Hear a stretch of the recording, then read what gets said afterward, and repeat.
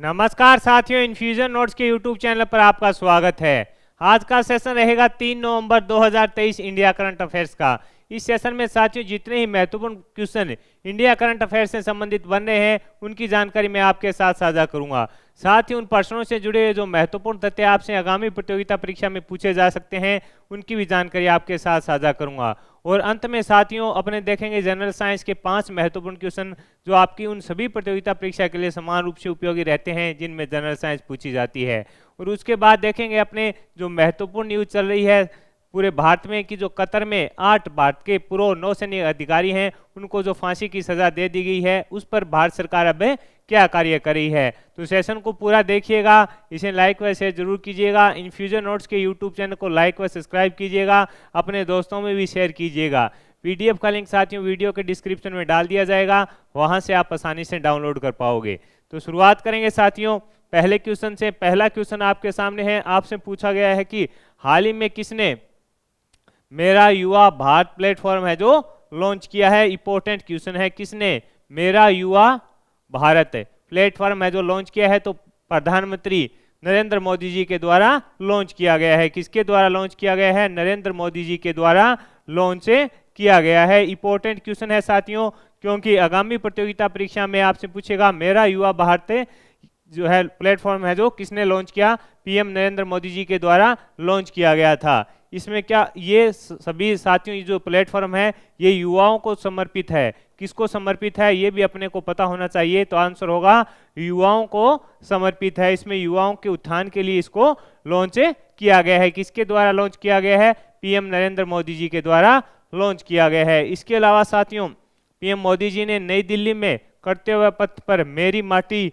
मेरा देश अभियान के अमृत कलश यात्रा के समापन कार्यक्रम के दौरान है जो अमृत वाटिका और अमृत महोत्सव स्मारक की भी आधारशिला रखी थी। यानी अमृत वाटिका और अमृत महोत्सव स्मारक की आधारशिला किसने रखी? वो भी पीएम मोदी जी के द्वारा रखी गई। और इसके साथ मेरा युवा भारत प्लेटफॉर्म है जो लॉन्च किया गया। इंपॉर्टेंट क्वेश्चन है साथियों, आगामी प्रतियोगिता परीक्षा में आपको 2 नंबर देके जाने वाला क्वेश्चन रहेगा। आपसे ये भी पूछ सकता है अमृत वाटिका और अमृत महोत्सव स्मारक की आधारशिला किसने रखी? तो आंसर होगा पीएम मोदी जी। और कहां रखी गई? तो नई दिल्ली में करते हुए पथ पर रखी गई। ये भी इंपॉर्टेंट है, पूछा जा सकता है आपसे। आगे बढ़ेंगे। आगे है साथियों, यूनेस्को ने केरल के कोझिकोड को कौन सा नाम दिया है? तो साहित्य के शहर। ये क्वेश्चन इंपॉर्टेंट है साथियों, पूछा जा सकता है आपसे। यूनेस्को ने केरल के जो कोझिकोड है उसको कोझिकोड को कौन सा नाम दिया है? तो आंसर होगा साहित्य के शहर नाम दिया है। इसके अलावा मध्य प्रदेश के ग्वालियर को संगीत के शहर का है जो नाम दिया गया है। किसके द्वारा दिया गया है? यूनेस्को के द्वारा दिया गया है। तो साथियों इंपॉर्टेंट है, बनता है, पूछा जा सकता है। आपसे पूछेगा केरल के कोझिकोड को कौन सा नाम दिया है? तो आपका आंसर होना चाहिए साहित्य का शहर। और मध्य प्रदेश के ग्वालियर को संगीत के शहर के नाम से जो यूनेस्को ने सम्मानित किया है। और यह घोषणा है जो कब की गई थी? तो आंसर होगा 31 अक्टूबर को यह घोषणा की गई थी। 31 अक्टूबर को यह घोषणा है जो की गई थी यूनेस्को के द्वारा। इंपॉर्टेंट क्वेश्चन है, पूछे जा सकते हैं आपसे साथियों, पूछा जा सकता है। दोनों में से कौन सा भी पूछ सकता है, मध्य प्रदेश वाला भी पूछ सकता है और केरल वाला भी आपसे पूछ सकता है। आगे बढ़ेंगे। अगला क्वेश्चन है कि हाल ही में किसे wild life photographer of the year का पुरस्कार दिया गया? तो विहान तलैया को। किसे दिया गया? विहान तलैया को दिया गया। इंपॉर्टेंट लगा लेना साथियों, मोस्ट इंपॉर्टेंट क्वेश्चन रहेगा आज के दिन का। आगामी प्रतियोगिता परीक्षा में आपसे पूछा जा सकता है कि हाल ही में किसे wild life photographer of the year का पुरस्कार दिया गया? तो आंसर होगा विहान तलैया को दिया गया। ये कहाँ के हैं? तो ये बेंगलुरु के हैं। कहाँ के हैं? बेंगलुरु के हैं। और इनकी जो उम्र है वो है 10 वर्ष। इन्हें कौन सी श्रेणी में दिया गया? तो 10 वर्ष या उससे कम की श्रेणी में इन्हें यह पुरस्कार दिया गया था। यह फोटोग्राफी का नोबेल पुरस्कार के समान इसे माना जाता है। इंपॉर्टेंट क्वेश्चन है साथियों, आपसे पक्का पूछा जाएगा आगामी प्रतियोगिता परीक्षा में। आगे बढ़ेंगे। अगला क्वेश्चन आपके सामने है कि हाल ही में किसे रोहिणी नेचर पुरस्कार से सम्मानित किया गया? तो आंसर होगा दीनानाथ राजपूत को। किसे रोहिणी नेचर पुरस्कार से सम्मानित किया गया? इंपॉर्टेंट लगा लेना साथियों, पूछा जा सकता है। तो आंसर होगा दीनानाथ राजपूत को सम्मानित किया गया। अब जो ये रोहिणी नेचर पुरस्कार है साथियों, ये दीनानाथ राजपूत को किसके लिए दिया गया, ये भी अपने को पता होना चाहिए, यानी किस कार्य के लिए इन्हें दिया गया। तो इन्हें ग्रामीण विकास में उत्कृष्ट योगदान के लिए दिया गया। छत्तीसगढ़ के बस्तर में आदिवासी महिलाओं को सशक्त करने की इन्होंने मुहिम चलाई थी, यानी ये छत्तीसगढ़ के जो बस्तर है उसमें जो आदिवासी महिलाएं हैं उनको सशक्त करने के लिए इन्होंने कार्य किया था। किसने?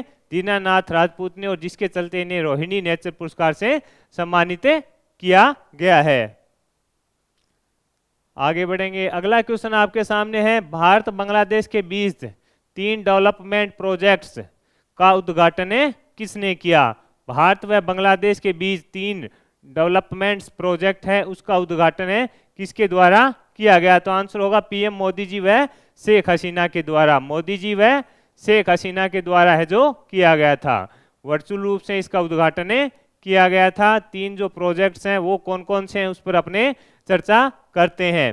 इसमें भारत बांग्लादेश को जोड़ने वाली जो 2 तो रेल परियोजनाएं हैं साथियों, वो है Akhaura Agartala cross border rail link, और एक है मोगला पोर्ट रेल लाइन। ये तो 2 तो हो गई जो रेल परियोजना है। इसके अलावा एक जो प्लांट है उसका भी किया गया था, एक मेगा पावर प्लांट मैत्री सुपर थर्मल पावर प्लांट की यूनिट सेकंड इसमें शामिल है। यानी इन 3 चीजों जो डेवलपमेंट्स प्रोजेक्ट हैं इनका उद्घाटन है जो पीएम मोदी व शेख हसीना जी के द्वारा वर्चुअल रूप से किया गया। इंपॉर्टेंट क्वेश्चन है, पूछा जा सकता है आपसे। आगे बढ़ेंगे। अगला क्वेश्चन आपके सामने है साथियों, प्रतिष्ठित भारतीय अंतर्राष्ट्रीय फिल्म महोत्सव IFFI में अंतर्राष्ट्रीय जूरी पैनल के अध्यक्ष कौन बने हैं? इंपॉर्टेंट लगा लेना, पूछा जा सकता है। प्रतिष्ठित भारतीय अंतर्राष्ट्रीय फिल्म महोत्सव IFFI में अंतर्राष्ट्रीय जूरी पैनल के अध्यक्ष कौन बने हैं? तो शेखर कपूर को नियुक्त किया गया है। किसको नियुक्त किया गया है? आंसर होगा शेखर कपूर जी को नियुक्त किया गया है। किसको नियुक्त किया गया है? तो आंसर होगा शेखर कपूर जी को नियुक्त किया गया है। इसमें क्या है साथियों, जो IFFI है इसका जो वार्षिक सिनेमा समारोह है उसका 54वां संस्करण है जो 20 नवंबर से 28 नवंबर तक है। 20 नवंबर से लेकर 28 नवंबर तक है जो इसका आयोजन है गोवा में किया जाएगा। ये भी आपको पता होना चाहिए। कहां पर किया जाएगा? इसके 54वें संस्करण का, तो 54वें संस्करण का आयोजन है जो गोवा में किया जाएगा 20 नवंबर से लेकर 28 नवंबर तक। इंपॉर्टेंट है। और इसे अंतर्राष्ट्रीय जूरी पैनल का अध्यक्ष किसे बनाया गया है? तो आंसर होगा शेखर कपूर जी को बनाया गया है। आगे बढ़ेंगे। अगला क्वेश्चन है कि हाल ही में किस क्रिकेट स्टेडियम में सचिन तेंदुलकर की प्रतिमा का अनावरण किया गया? तो आंसर होगा वानखेड़े स्टेडियम मुंबई में। ये इंपॉर्टेंट है, पूछा जा सकता है, क्योंकि जो अब की बार है साथियों जो क्रिकेट विश्व कप है उसका आयोजन अपने भारत में हो रहा है, और इसी बीच जो क्रिकेट स्टेडियम है वानखेड़े उसमें सचिन तेंदुलकर जी की प्रतिमा का अनावरण किया गया है। इस प्रतिमा का निर्माण महाराष्ट्र राज्य के अहमदनगर के चित्रकार व मूर्तिकार प्रमोद कामले के द्वारा किया गया है। इस प्रतिमा का जो निर्माण है जो किसके द्वारा किया गया है? प्रमोद कामले के द्वारा इसका निर्माण किया गया है। इंपॉर्टेंट क्वेश्चन है, पूछा जा सकता है आपसे।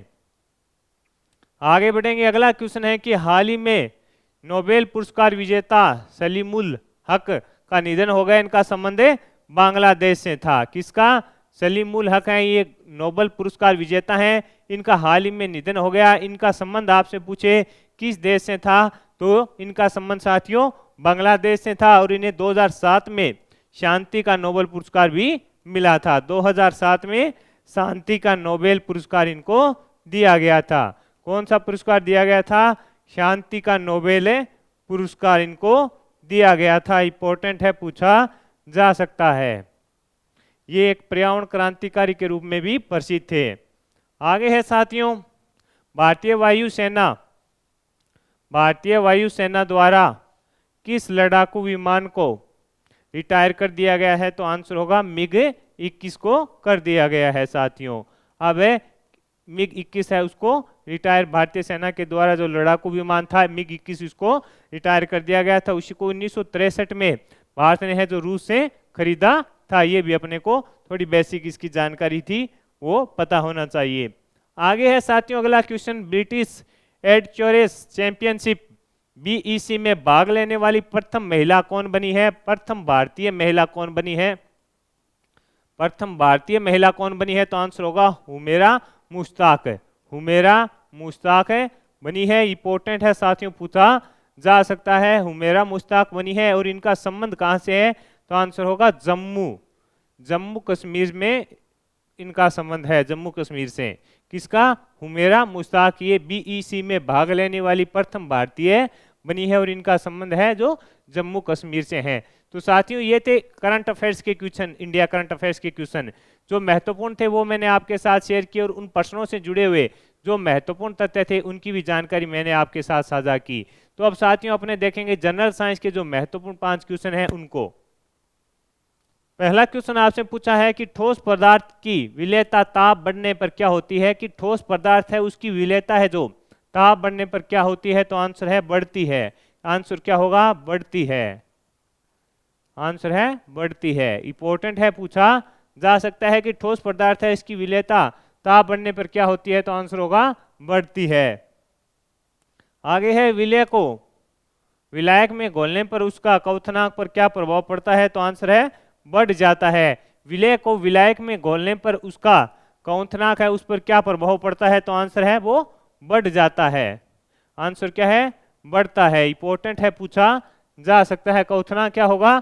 बढ़ता है। आगे बढ़ेंगे, सार्वत्रिक विलाय किसे माना जाता है? तो जल को माना जाता है, यानी सार्वत्रिक जो विलायक है वो किसे माना जाता है? तो आंसर होगा जल को माना जाता है। सार्वत्रिक विलायक जल को माना जाता है। आगे है शोषक चुनने पर क्लोरीन प्रभावित करने पर क्या बनता है? तो आंसर होगा ब्लीचिंग पाउडर। ये इंपॉर्टेंट है साथियों, पूछा जा सकता है आपसे। आपसे पूछा है कि शोषक चुनने पर क्लोरीन प्रभावित करने पर क्या बनता है? तो आंसर होगा ब्लीचिंग पाउडर बनता है। मोस्ट इंपॉर्टेंट क्वेश्चन है, पूछा जा सकता है। आगे है रजत दर्पण बनाने में किसका उपयोग किया जाता है? तो ग्लूकोज का उपयोग किया जाता है। तो साथियों ये तो जनरल साइंस के क्वेश्चन हो गए। अब अपने जो हाल ही में चर्चा में पूरे विश्व में चल रही है कि जो कतर है उसमें जो भारत के पूर्व 8 नौसेना अधिकारी हैं उनको फांसी की सजा सुना दी गई है। अब सरकार के पास 14 दिन का समय है जो आसपास बचा है। सरकार इस पर क्या कार्य कर रही है, इस पर मैं आपके साथ है जो जानकारी है वो शेयर करूंगा।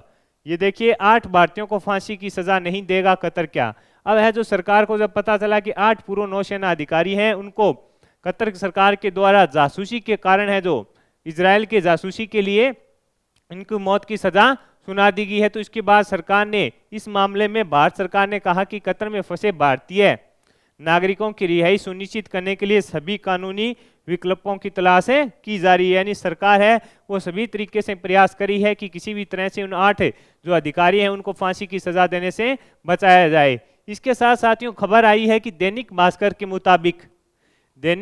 के मुताबिक खबर आई है कि भारत है जो इस समस्या का समाधान करने के लिए जो तुर्की है उससे बात करेगा। तुर्की से बात करने से क्या होगा? तो साथियों मैं आपको बता दूं तुर्की और कतर दोनों हैं जो काफी अच्छे दोस्त हैं।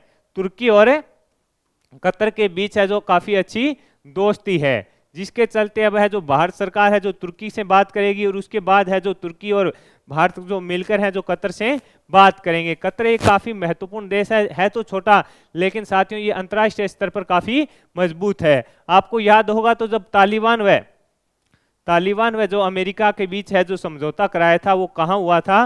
तालिबान व अमेरिका के बीच जो समझौता करवाया गया था वो कतर में ही हुआ था साथियों, ये भी अपने को पता होना चाहिए। जो तालिबान व अमेरिका के बीच जो समझौता हुआ था वो कतर के द्वारा कराया गया था। भारत ऐसा भी चाहता है कि अमेरिका को भी साथ लिया जाए और भारत के जो पूर्व 8 नौसेना अधिकारी हैं उन पर जासूसी का जो आरोप लगा था वो हटाकर उनको फांसी की सजा से मुक्ति दिलाई जाए। कतर से भारत साथियों लगभग 135 मिलियन डॉलर के आसपास है जो व्यापार अपने करते हैं। भारत सबसे ज्यादा तेल हुआ या जो गैसें हुई उसका है जो आयात है जो कतर से करता है। कतर भारत के लिए भी उपयोगी है और भारत कतर के लिए भी उपयोगी है। तो दोनों देश है तुर्की और अमेरिका चाहेंगे कि दोनों देशों के बीच है जो संबंध बढ़िया तरीके से है। इसके अलावा एक खबर और सामने आई साथियों, वो है कतर में पूर्व राजदूत रहे कैफी फेबियन ने कहा कि हर साल ऐसे 2 मौके आते हैं जब कतर के अमीर कैदियों को माफ़ी देते हैं। यानी ये जो पूर्व राजदूत हैं जो कतर में रह चुके हैं, केपीए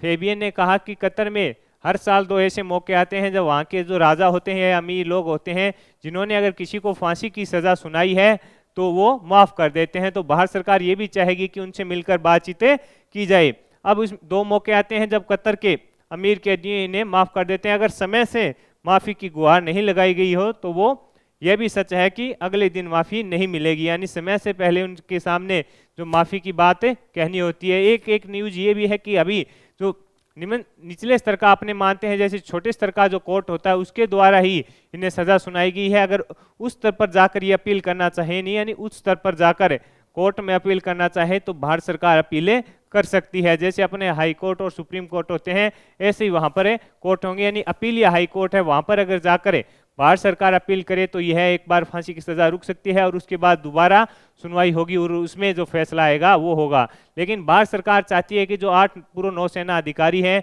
उनको मिस्र, माफ़ कीजिए तुर्की व अमेरिका के सहयोग से है जो बातचीत की जाए और उन्हें वहाँ से रिहा कराया जाए। तो साथियों, ये जो न्यूज़ थी उसकी जानकारी मैंने आपके साथ है जो शेयर कर दी है। मेरे द्वारा किया गया यह प्रयास आपको पसंद आया है तो इस सेशन में मैंने आपके साथ इंडिया करंट अफेयर्स के भी क्वेश्चन शेयर कर दिए और जनरल साइंस के भी क्वेश्चन शेयर कर दिए, और इसके अलावा जो महत्वपूर्ण क्वेश्चन, जो महत्वपूर्ण जानकारी थी अपने न्यूज़ में चल रही थी उसकी भी जानकारी साझा की है। तो इस सेशन को लाइक व शेयर जरूर कीजिएगा। धन्यवाद।